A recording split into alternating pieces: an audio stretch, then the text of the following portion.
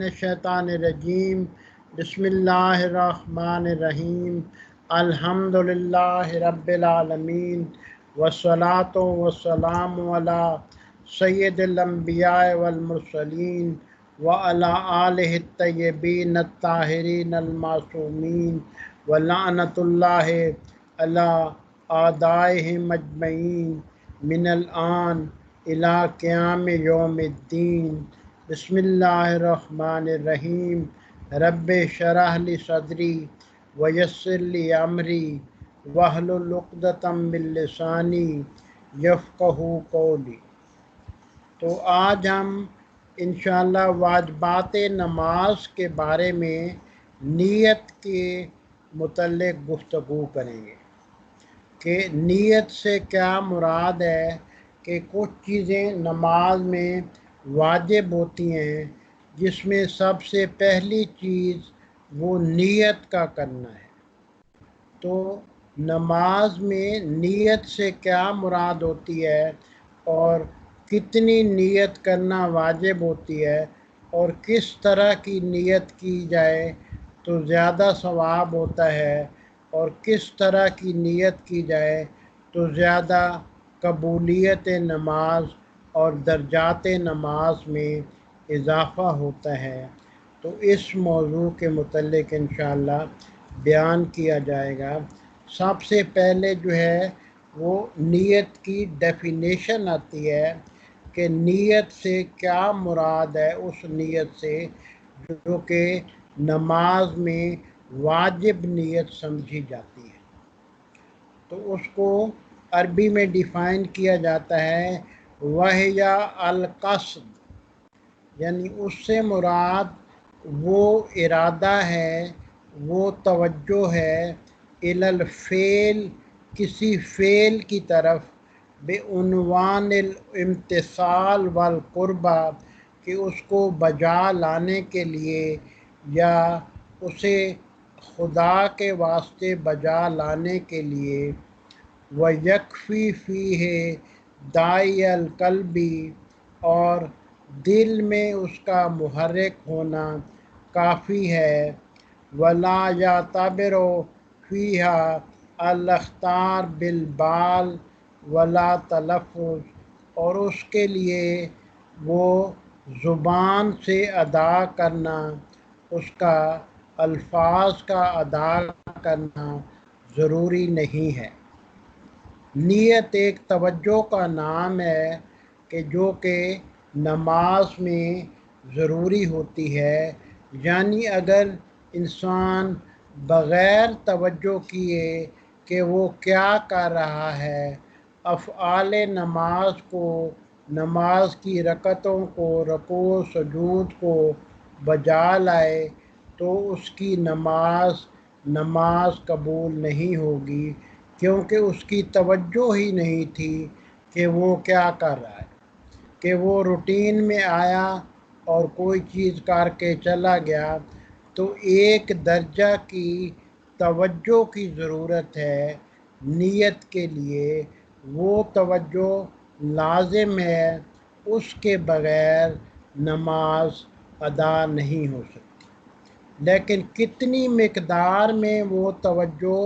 جس کے بغیر نماز بالکل ہو ہی نہیں سکتی، اس مقدار کا تعین یہ ہے کہ اگر وہ نماز پڑھ رہا ہو اور نماز پڑھنے کے بعد یا نماز پڑھنے کے لیے جا رہا ہو اور اس سے سوال پوچھا جائے کہ آپ کیا کرنے جا رہے ہیں، یا آپ نے میں دے کہ میں نماز پڑھنے جا رہا ہوں، تو اتنی مقدار توجہ کی وہ کافی ہے اور اتنی مقدار توجہ کی وہ لازمی ہے، چاہے یہ توجہ اس کے دل میں، دل کی گہرائی میں نہ بھی بیٹھی ہو، پھر بھی اگر وہ اس آپ دے سکتا ہے کہ وہ کیا کرنے جا رہا ہے تو وہ توجہ اس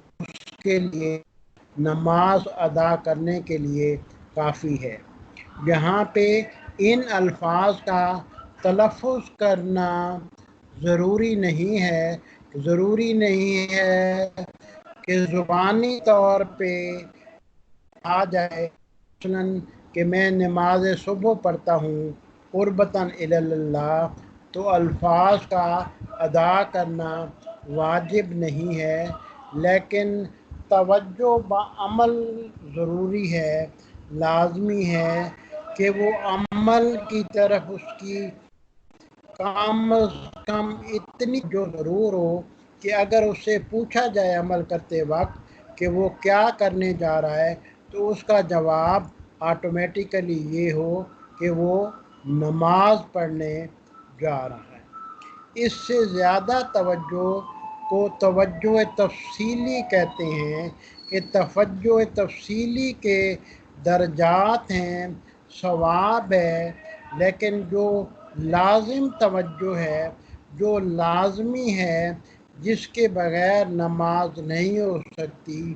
وہ توجہ کا جو پہلا درجہ ہے، یعنی ذہن اتنا کنسنٹریٹ کرے کہ وہ یہ بات اس کے ذہن میں کلیئر ہو کہ وہ جو کام کر رہا ہے وہ نماز پڑھ رہا ہے یا نماز پڑھنے جا رہا ہے، چاہے اس کے دل کی گہرائی میں یہ بات بیٹھی ہو یا نہ بیٹھی ہو، کہ یہ بھی ضروری نہیں ہے، اگرچہ دل کی گہرائی کا ساتھ ہونا اس کے لیے زیادہ ثواب کا باعث ہے، لیکن جو توجہ ضروری ہے وہ اجمالی توجہ ہے، یعنی اجمالی کا مطلب ہوتا ہے جنرلائز، کہ اس کی جنرلائز کنسنٹریشن اتنی ہونا چاہیے کہ اگر اس سے پوچھا جائے کہ وہ کیا کرنے جا رہا ہے، تو اس کا جواب آٹومیٹیکلی یہ آئے کہ وہ نماز پڑھنے جا رہا ہے۔ اور اس لیے اس میں کہ وہ دل کی طرف سے متحرک ہونا بھی ضروری نہیں ہے، اور صرف اتنی مقدار ہی اس کے ذہن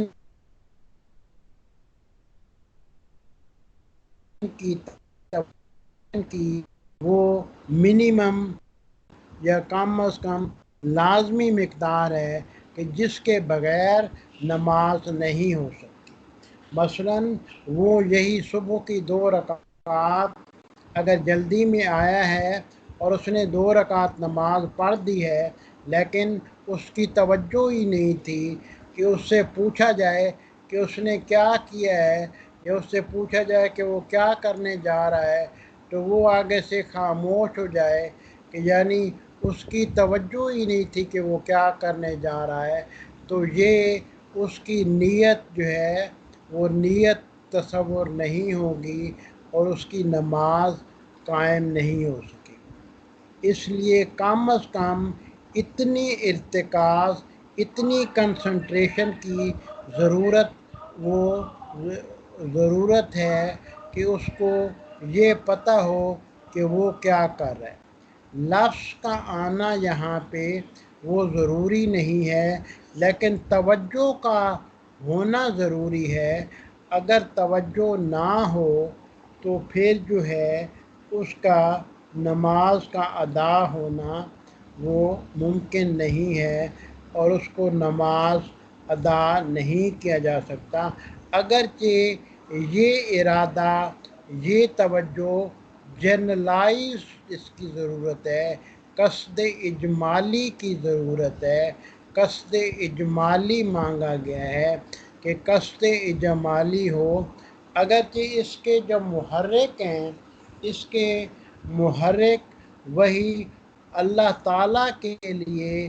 نماز کا ادا کرنا ہے، کہ جس کو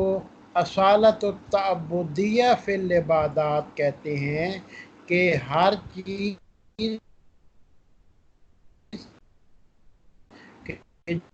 جو اللہ ہے چاہے اللہ کے لیے اس قصد قربت کا اجمالی ہونا کافی ہے، جنرل ہونا کافی ہے، اور اس کا بہت بہت زیادہ تفصیل میں درجات میں اضافے کا تو باعث ہے، لیکن اسی طرح توجہ لفظی بھی لازم نہیں ہے کہ توجہ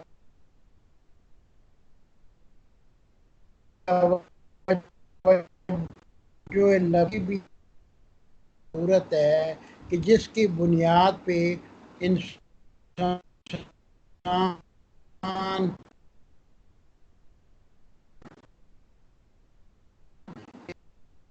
اللہ کہ وہ کیا کر رہا ہے، اس توجہ کے ساتھ، اس نیند کے ساتھ نماز قائم نہیں ہو سکتی تھی جب تک کم از کم اتنی توجہ نہ ہو کہ وہ اس سے اگر پوچھا جائے کہ وہ کیا کر رہا ہے تو وہ کہے کہ میں خدا کے لیے نماز پڑھ رہا ہوں۔ اب اس کی جو غایات ہیں اس کے درجات ہیں کہ اس توجہ کے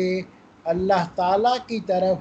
نماز میں اس توجہ کے کچھ درجات ہیں، جن میں سے ایک درجہ مثلاً حضرت امیر المومنین علی علیہ السلام بیان کرتے ہیں کہ اگر اس کو صرف اللہ کا حکم مان کر ادا کیا جائے کہ اللہ عبادت کے لائق ہے، اللہ اطاعت کے لائق ہے، کہ اگر یہ مان کر نماز ادا کی جائے، اس توجہ کے ساتھ، اس نیت کے ساتھ نماز ادا کی جائے تو یہ بہترین نیت ہوگی اور بہترین توجہ ہوگی۔ تو حضرت علی علیہ السلام فرماتے ہیں الہی ما عبدت کا خوف من نار کا، یا اللہ میں نے تیری عبادت جہنم کے خوف سے نہیں کی ہے، ولا طمع من جنت کا، اور نہ جنت کی لالچ میں کی ہے، بل وجدتو کا اہلاً للعبادہ، بلکہ میں نے تمہیں عبادت کا مستحق پایا، فعبدتو کا، اس لیے تیری عبادت کرتا ہوں، اس لیے تیری عبادت کی ہے۔ کہ چونکہ یہ توجہ تفصیلی ہے تو اس طرح کی کنسنٹریشن، اس طرح کی کنسنٹریشن کے درجات ہوتے ہیں، اور چونکہ خدا کو مستحق عبادت مان کے یہ عبادت کی جا رہی ہے اور یہ اس کا محرک ہے، تو اس لیے اس کا مقام کہ بہت بلند ترین ہے، اس عبادت کا مقام بہت بلند ترین ہے جو کہ روایات میں بیان کیا گیا۔ اس کے علاوہ دو تین اور مقامات بھی ہیں اس عبادت کے، اس توجہ کے، اس نیت کے، جو کہ اس سے بھی زیادہ بلند ترین مقامات ہیں، کہ ایک مقام تسلیم ہے اور ایک مقام شہودی ہے۔ کہ مقام تسلیم کیا ہے کہ وہ یہ جو ابھی ہم نے یہ درجہ نیت کا اور عبادت کا بیان کیا تھا، مقام تسلیم کی عبادت اس سے بھی بلند درجے کی عبادت ہے کہ جس کی مثال اس تاریخی جملے میں دی جاتی ہے کہ مثلاً حضرت علی علیہ السلام کے پاؤں مبارک میں تیر پھنس گیا تھا اور تیر نکالنے سے سخت درد ہوتی تھی، تو حضرت علی علیہ السلام نے کہا کہ جب میں حالت نماز میں ہوں تو اس وقت یہ تیر نکال لینا، نہ مجھے درد ہوگی اور نہ مجھے احساس ہوگا۔ تو حضرت علی علیہ السلام کے بدن مبارک سے وہ تیر حالت نماز میں جب نکالا گیا تو حضرت علی علیہ السلام کا جسم حالت نماز میں بے حرکت تھا، بے حس تھا، نہ انہیں کوئی درد کا احساس ہوا اور نہ انہوں نے کوئی حرکت کی، اور تیر کو بڑی آسانی سے نکال لیا گیا کہ اس طرح کا قصد قربت، اس طرح کی نیت، اس کو قربت تسلیمی کہتے ہیں۔ قصد قربت تسلیمی یعنی وہ ہستی، وہ عالم وحدت میں اللہ میں اتنی منغمر منہمک تھی، اللہ کی طرف توجہ حالت نماز میں اتنی زیادہ تھی کہ ان کے جسم سے تیر نکال لیا گیا کہ جس سے بظاہر کہ نماز کے بغیر کی حالت میں بہت زیادہ تکلیف دہ امر تھا، لیکن حالت نماز میں انہیں اس تکلیف کا احساس تک نہیں ہوا۔ تو اس طرح کی توجہ، اس طرح کی نیت، اس کو قربت تسلیمی کہتے ہیں کہ اس کا مقام کہ پہلی جو توجہ ہے کہ اللہ تعالیٰ کو عبادت کا مستحق مان کر اس کی عبادت کرنا، اس سے بھی بلند تر درجات کا حامل ہے۔ اس لیے کوشش کریں کہ حالت نماز میں ایسی نیت قائم کریں کہ آپ پہ ایک حالت طاری ہو جائے، کہ وہ حالت طاری ہو جائے کہ اگر آپ کو مثال کے طور پہ حالت نماز میں کوئی چوٹ لگے تو آپ کی اتنی زیادہ توجہ نماز کی طرف ہونی چاہیے کہ اس چوٹ کا آپ کو احساس تک نہ ہو، کہ یہ حضرت علی علیہ السلام کی سنت پہ چلنے کے بعد یہ قصد قربت تسلیمی کے بعض درجات وہ حاصل کیے جا سکتے ہیں، کہ اس طرح کہ یہ جو قصد ہے کہ یہ پہلے والے قصد سے بھی وہ اس میں مرتبہ میں درجات میں زیادہ ہے۔ اور ایک اور درجہ جو کہ بیان کیا جاتا ہے وہ اس قصد تسلیمی سے بھی زیادہ بلند درجہ ہے، کہ جس کو عبادت شہودی کے نام سے وہ یاد کیا جاتا ہے، یعنی اہل دل جب حالت نماز میں ہوتے ہیں تو ان کے دل نماز میں اتنی اپنی معراج پہ جاتے ہیں، جیسا کہ رسول اللہ صلی اللہ علیہ وسلم نے فرمایا ہے الصلاۃ معراج المومن۔ تو حضرت علی علیہ السلام نہج البلاغہ میں فرماتے ہیں کہ لا اعبد ربا لم ارہ، کہ میں تو اس خدا کی عبادت نہیں کرتا جسے میں وہ شہود کے طور پہ دیکھوں نہیں، یعنی اپنی باطنی آنکھوں سے، کہ اپنی شہودی آنکھوں سے، کہ محبوب حقیقی کے جلووں میں کہ عبادت گزار اتنا محو ہو جاتا ہے کہ گویا کہ وہ اللہ سے، اللہ کو دیکھ رہا ہے، اللہ کے سامنے حاضر ہے، اور نماز خدا اور بندے کے درمیان ایک مکالمہ، ایک کنورسیشن بن جاتی ہے، کہ کبھی اللہ اپنی گفتگو فرماتے ہیں اور کبھی بندہ اپنی گفتگو کرتا ہے، جیسا کہ سورہ حمد کے ایک حصے میں اللہ اپنی گفتگو فرما رہا ہے اور سورہ حمد کے ایک حصے میں بندہ اپنی گفتگو کر رہا ہے۔ تو یہ گفتگو جب انتہائی توجہ کے ساتھ ہوتی ہے تو وہ اولیاء کے لیے مقام شہود کی حامل ہوتی ہے، کہ کبھی خدا حرف کوئی کہتا ہے، خدا کوئی بات کہتا ہے، اور کبھی بندہ کوئی بات کہتا ہے، گویا نماز جو ہے خدا اور بندے کے درمیان ایک مکالمہ بن جاتی ہے۔ مثلاً امام حضرت جعفر علیہ السلام سے حدیث میں منقول ہے کہ کبھی کبھی وہ حالت رکوع میں سبحان ربی العظیم و بحمدہ 60 مرتبہ کہہ جاتے تھے۔ یہ ان کی عبادت شہودی تھی، یہ ان کا خدا سے مکالمہ تھا، یہ بندے اور خدا کا آپس میں گفتگو تھی کہ اس عبادت شہودی کا مرتبہ کہ باقی دوسری جو نیتیں بیان کی گئی ہیں اس سے پہلے، کہ وہ نیت جو کہ خدا کو مستحق عبادت مان کے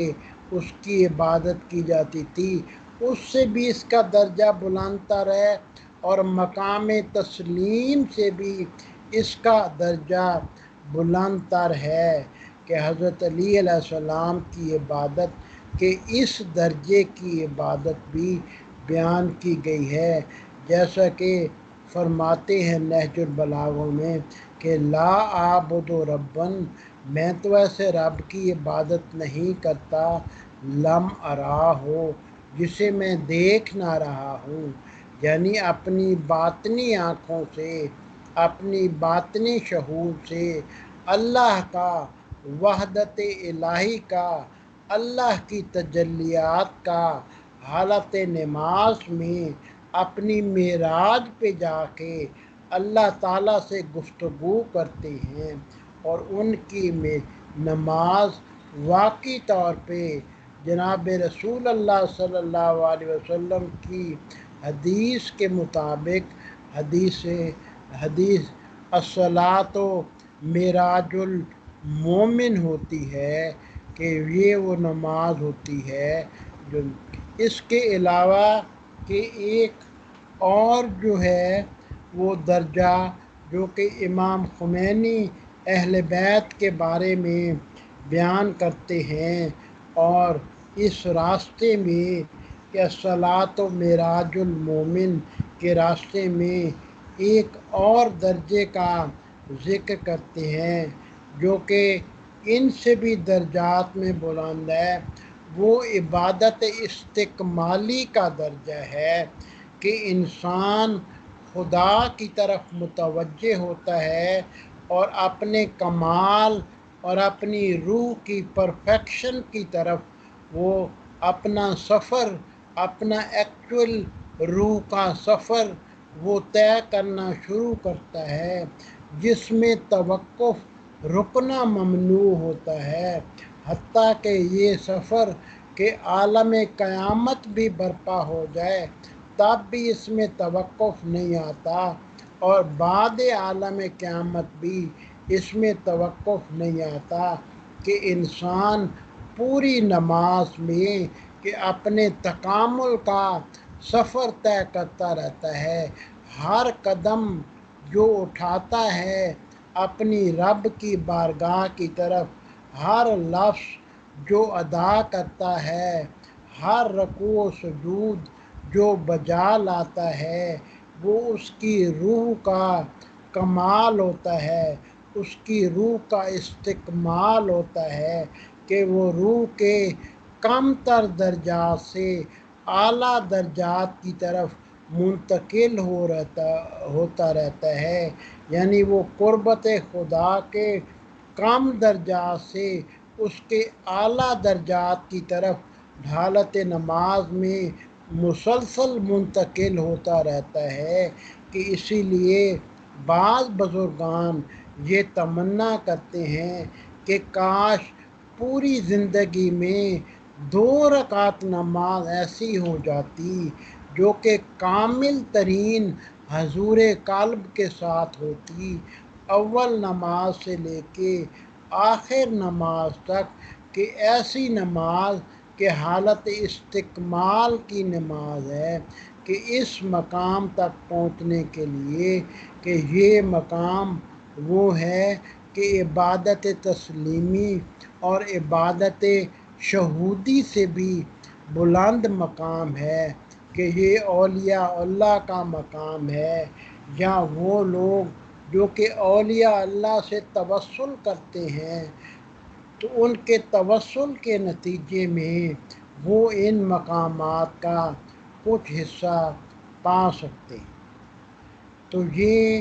ایک پہلا درجہ تھا نیت کا، جس کے مختلف مراتب وہ بیان کیے گئے۔ اس کے علاوہ 4 قسم کی نیتیں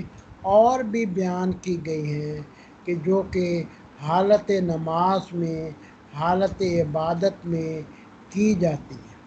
مثلاً ایک نیت یہ کی جا سکتی ہے کہ اللہ تعالیٰ کی جو نعمتیں ہیں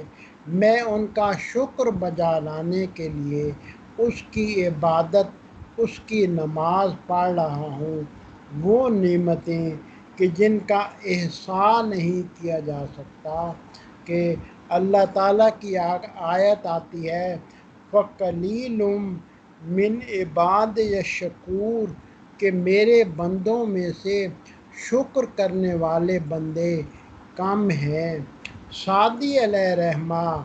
یہ لکھتے ہیں کہ انسان کا ہر سانس جو آتا ہے اس میں 2 نعمتیں ہیں، کہ ایک سانس کے آنے کی نعمت ہے